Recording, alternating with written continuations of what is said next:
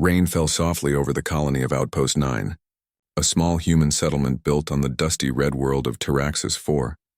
The streets were narrow and lit by flickering lamps that struggled to cut through the mist. The colony looked alive, but under its light, shadows of cruelty and fear still moved freely. In the open yard behind the miners' barracks, a group of colonists laughed and threw old scraps toward a weak figure crouched near a pile of broken metal. The figure was Liara, a young alien girl from the Varan species, the same species that had lost a terrible war to the United Human Federation 2 years ago. Her skin was pale silver, her eyes glowing faintly blue in the dark, but now those eyes were dull, filled with shame. Her people had once been proud and advanced. They had built cities that touched the clouds and ships that sailed the stars without fuel. But now they were broken. Their worlds were conquered, their names reduced to slurs, and survivors like Liara were forced to beg for food on human-controlled colonies. The colonists mocked her not out of hunger or hate for her personally, but out of habit, the kind that grows in people who have seen too much war and need someone weaker to blame. One of them kicked an empty food pack toward her.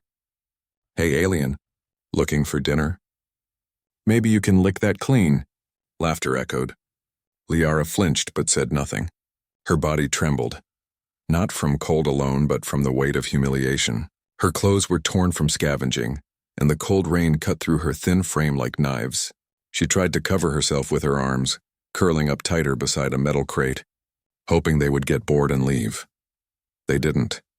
A young miner, no older than 20, threw a handful of wet garbage toward her. The smell made her gag.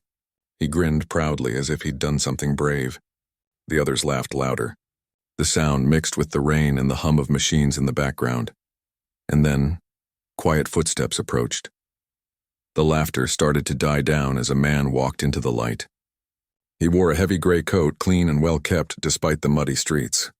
His face was calm but serious, and his eyes, cold green under the rain, watched everything with quiet judgment. It was Sergeant Daniel Hayes, a human engineer and retired soldier. He had come to Taraxis 4 to forget the war, not to see it repeated in new ways. He looked at Liara, then at the colonists. "What's going on here?" he asked, his voice low but firm. The miners hesitated. One of them shrugged.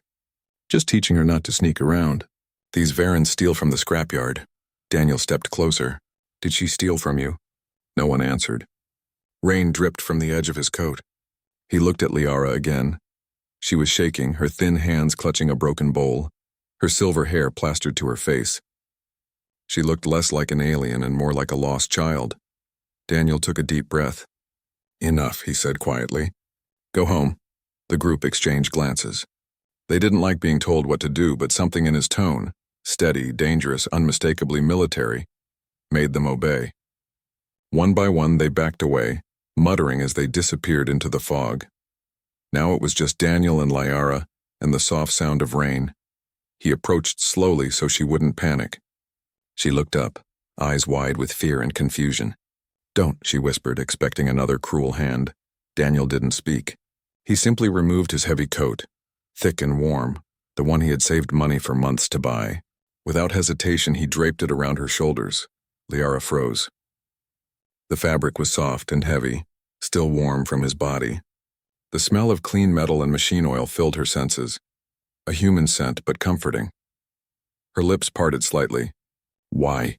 she asked in a trembling voice. Daniel crouched beside her, meeting her gaze. His expression was calm but sad. "Because no one deserves to be treated like garbage." For a moment she didn't understand. Then slowly, tears mixed with the rain on her face. She held the coat tighter around herself as if afraid it would disappear. Daniel stood scanning the area. "You can't stay here. Come with me." Liara shook her head weakly. "Humans hate us, not all," Daniel said simply. "And not me." He held out his hand. She hesitated for several seconds. No one had ever offered her a hand before. Only stones, curses, or blows. Finally, she placed her small hand in his. His grip was firm but gentle, and she let him pull her to her feet. Together, they walked through the rain toward the dim lights of the engineering quarter. Daniel's small repair workshop sat near the edge of the colony. Inside, it smelled of oil and rust. He motioned for her to sit near the heater, then searched for a towel. Liara stayed silent, watching him move. Humans were strange, loud, confident, sometimes cruel. But this one was different. He didn't talk much, didn't show anger or fear. When he brought her a cup of warm water, her hands shook as she accepted it. "Drink," he said. Slowly, she nodded and obeyed. The warmth spread through her body, chasing away the cold. Daniel leaned against the wall, studying her carefully. Her species had been demonized by propaganda during the war, called monsters and traitors. But looking at her now, all he saw was someone broken by circumstances beyond her control. "What's your name?" he asked. She hesitated. "Liara." "Liara," he repeated. "I'm Daniel. You can stay here tonight. Tomorrow we'll figure something out." Her eyes widened. "You help me?" "Yes." She looked down, whispering softly. "Why?" Daniel smiled faintly. "Because someone once helped me when I was lost. I'm just passing it on." Liara didn't understand everything he said, but she understood kindness when she saw it. For the first time since her homeworld fell, she felt safe. She closed her eyes and leaned against the wall, wrapped in his coat. Daniel turned off the main lights, leaving only the heater's glow. He sat at his desk, pretending to read an old manual, but his mind wandered. He thought of the war, the noise, the fire, the orders to destroy ships full of people who looked just like this girl. He had done what he was told, but he had never stopped wondering if it had been right. Maybe this was his small chance to make up for it. Outside, the storm grew stronger, lightning flashing across the sky. Inside, two souls, once enemies, shared a fragile peace. Liara whispered something in her own language before she fell asleep. The translator on Daniel's wrist softly decoded it. "Thank you for seeing me." He looked at her, sleeping under his coat, and felt something change inside him. Not pity, but purpose. For the first time in years, Daniel Hayes smiled. "You're welcome, kid," he murmured. "You're safe now." The rain kept falling outside, washing the dirt from the streets. And though the world was still cruel in that small workshop, a single act of kindness had begun something powerful, something that would soon reach far beyond Outpost 9. Morning came quietly to Outpost 9. The rain had stopped and the colony streets shimmered under pale sunlight. Inside Daniel Hayes's small repair workshop, the smell of oil and metal filled the air. Liara woke slowly, still wrapped in Daniel's coat. For a moment she didn't know where she was. Then she remembered the rain, the garbage, and the warm human hand that had lifted her from the mud. She sat up carefully, afraid it had been a dream. But there was Daniel at his workbench fixing a broken drone with his sleeves rolled up and a mug of steaming coffee beside him. He looked up and smiled faintly. "Good morning," Liara blinked. "Morning," he nodded. "Yeah, that means sun time. No rain." She gave a small, shy nod. Her words still came slowly, but she was learning. Daniel handed her a small container of food, warm bread and fruit paste. "Here, eat." Liara hesitated. "For me?" "Yes, you need strength." She ate slowly, careful not to drop anything. The taste was simple but warm, and it filled her stomach with comfort she hadn't felt in years. Daniel said nothing, letting her eat in peace. As days passed, Liara stayed in the workshop. Daniel let her help with small tasks, handing tools, sorting parts, and learning the names of things. She was quiet but observant. Her thin fingers moved with strange precision, and she seemed to understand complex machines faster than most trained workers. One afternoon, Daniel noticed her studying an old energy regulator on his desk. The device had been broken for years. He saw her turn it in her hands, her eyes glowing faintly blue as if tracing invisible lines through it. "Be careful with that," he warned gently. "It's unstable." Liara looked at him and said softly, "Not broken, only asleep." Before he could ask what she meant, she pressed two thin wires together and murmured a short Varan word. The regulator's crystal core lit up, humming steadily. Daniel froze. The device, long thought dead, came alive in her hands. He stared in disbelief. "How did you do that?" Liara smiled a little, proud but shy. "My people use energy with harmony, not force. We listen." Daniel rubbed the back of his neck. "Harmony, huh? Humans usually hit it until it works." She laughed quietly for the first time, a small musical sound that made the workshop feel brighter. Daniel watched her curiously. "Your people used this kind of tech before the war?" "Yes," she said. "We built cities with singing crystals. But after, everything lost." Her voice softened. "Humans took much. But not all. Daniel didn't know what to say. He wanted to tell her that not all humans were like those who burned her world, but he knew words weren't enough. Actions were. He looked at the glowing crystal and said, "Maybe we can build something again, together." Liara's eyes widened. "Together?" "Yes," Daniel said with a firm nod. "You have knowledge. I have tools. Maybe the universe isn't done with us yet." Over the next few weeks, they became an unlikely team. Daniel taught Liara basic human words, how to use a welding torch, how to calculate charge ratios. Liara taught him about resonance energy, a clean power source her people once used. She could feel energy fields like music, guiding him to tune the machines with new precision. Their friendship grew in quiet ways. She repaired one of his drones. He built her a small communication band. At night they shared stories, his of old Earth cities, hers of glass towers that shone like stars. But peace never lasted long on Taraxis 4. One day, 2 officers from the colonial administration arrived at the workshop. They wore black uniforms and carried data pads. "Sergeant Hayes," one of them said stiffly, "we have reports that you're sheltering an unregistered alien." "Is that true?" Daniel looked at them calmly. "Her name is Liara. She's no threat." "That's for us to decide," the officer said. "All Varans are to be relocated to secure compounds. Orders from the governor." Liara, who had been hiding behind a shelf, stepped out slowly. "I not danger," she said in broken English. "I help."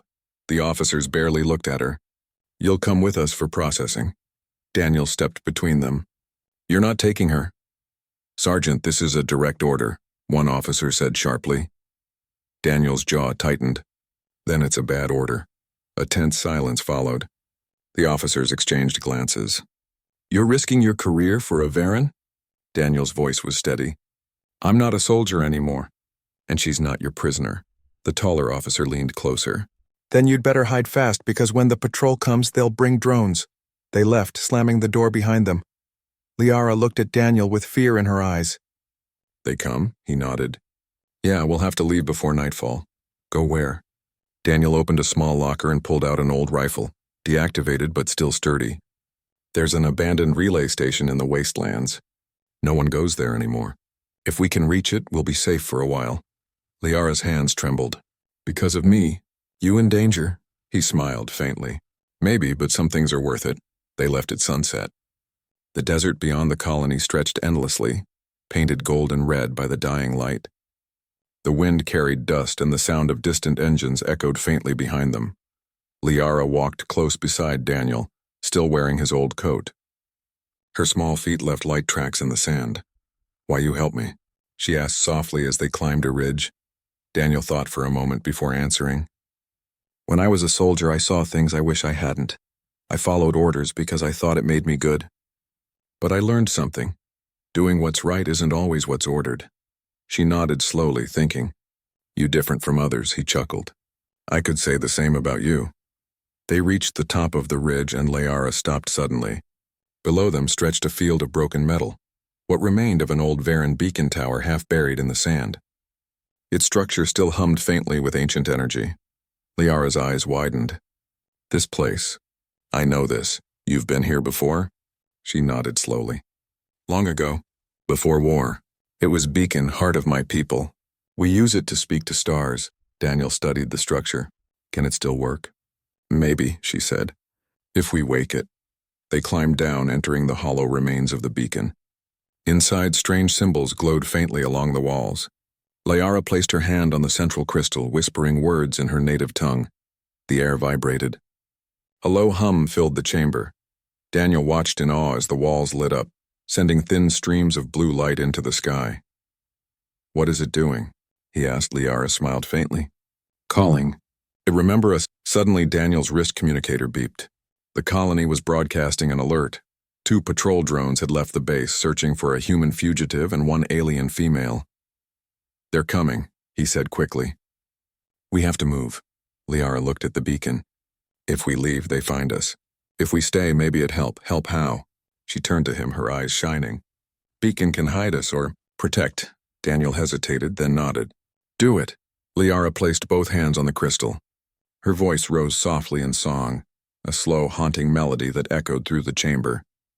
The air shimmered. Outside, the sand began to swirl as energy spread from the beacon's core. Moments later, the sky dimmed and the sound of the patrol drones faded into silence. Daniel looked outside in shock. They're gone. Liara smiled weakly, her strength fading. Beacon, shield us. For now. He caught her as she stumbled. Easy. You did great. As she leaned against him, Daniel looked up at the glowing beacon. He didn't fully understand what she had awakened, but he knew one thing. This was bigger than both of them. Liara whispered almost to herself. Human heart strong. Stronger than machine. Daniel smiled softly. Maybe, but I think together, we're stronger. They stood there, surrounded by ancient light, as the stars began to shine above them, and somewhere deep in the ruins, the beacon's signal reached farther than either of them imagined, carrying a silent message across the void. It was the beginning of something new. The night sky above Taraxis 4 was bright with stars. The ancient beacon glowed faintly on the desert floor, its crystal heart pulsing with blue light. Inside the ruins, Daniel, Hayes, and Liara sat beside a small campfire made from scrap metal and old wiring. They had escaped the colony's patrols, but they knew it wouldn't last. The beacon had been quiet for 2 days now, but Daniel could still feel the hum of energy beneath his boots, like the planet itself was breathing. Liara sat near the light, still wearing Daniel's coat. Her eyes were tired yet calm. She had used much of her strength to awaken the beacon, and the effort had left her weak. But she was healing slowly, her natural energy returning. Daniel handed her a mug of warm nutrient mix. Drink, you need to keep your strength up, she smiled faintly. Always telling me eat, sleep, rest, he chuckled. That's what humans do. We worry, she looked at him quietly. Humans, strange. So strong but heart soft. Daniel thought about that. Maybe that's why we survive. We fight hard, but we also care. Liara nodded, staring into the flames. My people forget to care. We only wanted perfection. Maybe that's why we lost, he didn't answer. He just watched her face in the firelight, wondering how a universe full of war could produce someone so gentle. The next morning, Daniel's wrist communicator crackled with static. A familiar voice came through. It was Captain Mara Vex, his old commanding officer from the Federation. Hayes, the voice said sharply. We've tracked your signal. You've been harboring a Varen fugitive. This is your last warning. Surrender and we'll take her alive. Daniel frowned. And if I don't? Then we'll activate orbital drones. The governor wants that beacon destroyed. Whatever it is, it's not safe. Liara's eyes widened. They come? Daniel nodded grimly. Yeah, they'll be here soon. He looked at the beacon, then at Liara. If they destroy this, your people's history is gone forever. She touched the crystal gently. Beacon hold memory. Songs, maps, truth. It can show humans what really happened in war. Not lies, not hate. Daniel's eyes hardened. Then we can't let them destroy it. By evening, clouds gathered over the desert. The wind grew cold, carrying the distant roar of engines. Liara stood beside Daniel, her silver hair flowing like light. The beacon pulsed brighter now, reacting to the danger. Daniel checked his tools. Old circuits, an energy shield coil, a few EMP grenades. He knew it wasn't enough to stop military drones, but he had a plan. Liara, he said firmly, we can't win by fighting. We need to show them something they can't ignore. She frowned. Show what? The truth. Your beacon can broadcast across all human channels, right? She nodded slowly. Yes, it can send message. Old system. Still works? Then we'll send your story. Let everyone see what really happened, her eyes widened. But they destroy us before we finish. Daniel smiled faintly. Not if I buy us time. Soon the night sky filled with moving lights. Federation drones gliding like silent predators. A voice echoed through a loudspeaker. Sergeant Hayes, stand down. You are aiding an enemy of the Federation. Daniel stood in front of the beacon, wind tearing at his coat. I'm aiding a person, not an enemy. He shouted back. Liara stood beside the control panel, her hands glowing faintly blue as she began activating the broadcast sequence. The beacon's crystals sang with energy, sending waves of light into the sky. Transmission ready, she said, but need power more than beacon has. Daniel glanced at his power pack. It was enough, but using it would overload his equipment and maybe him along with it. He looked at her, then at the sky full of drones. Do it, I'll give you the power. She shook her head. You die. He smiled softly. Maybe, but I already died inside once. This time I live for something good. Before she could argue, he connected his power coil to the beacon's main node. Sparks flew and the machine roared to life. Blue energy swirled upward like a storm, painting the clouds with light. Now, Liara, send it, he shouted. Liara pressed her hands to the crystal and began to sing. Her voice echoed through the beacon, rising like a wave. It wasn't words but emotion, sorrow, hope, love, and truth.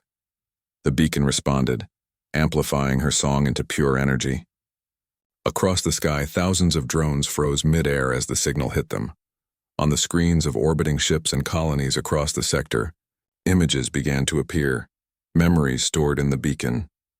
People saw the Varan cities before the war, beautiful towers of light, children laughing, music that filled the sky. They saw the day the war began, not as propaganda had told them, but as it truly happened. A misunderstanding, not an attack. They saw humans firing first out of fear, and Varans fighting only to defend themselves. And finally, they saw Daniel standing beside Liara, protecting her as the light of the beacon surrounded them. For a moment, the galaxy saw truth, back on the surface. The drones started falling, their circuits overwhelmed by the signal. Daniel collapsed near the console, smoke rising from his power pack. Liara rushed to him, tears in her eyes. Daniel! No, he coughed weakly, forcing a smile. Still here. Don't worry. She pressed her hands over the wound, sending a soft energy pulse to stabilize him. You save us, she whispered. You save all. He looked up at her, his voice faint. No, we did. Above them, the storm clouds cleared and the beacon's light stretched into the stars, a blue column shining brighter than the sun. Hours later, the Federation ships withdrew. The governor's command was silent. Across human space, people were questioning everything. Messages poured in. Humans demanding peace. Soldiers refusing to fire. Colonies sending aid to surviving Varans. The truth had changed everything. Daniel woke in the morning to the sound of wind. He was lying near the beacon, his coat covering him. Liara sat beside him, smiling gently. You alive? She said softly. Barely, he joked. Guess humans are stubborn. She looked at him seriously. Human heart stronger than war. He smiled weakly. Maybe now everyone will believe that. She nodded. They will. Your people see now. You show them kindness. He sat up slowly, looking at his torn coat. You know, I think this coat has seen more history than most flags. Liara tilted her head. Flag? Symbol, he explained. Something people follow. Something that means hope. She looked at the coat and smiled. Then coat is our flag. Weeks later, peace talks began between the Federation and the surviving Varans.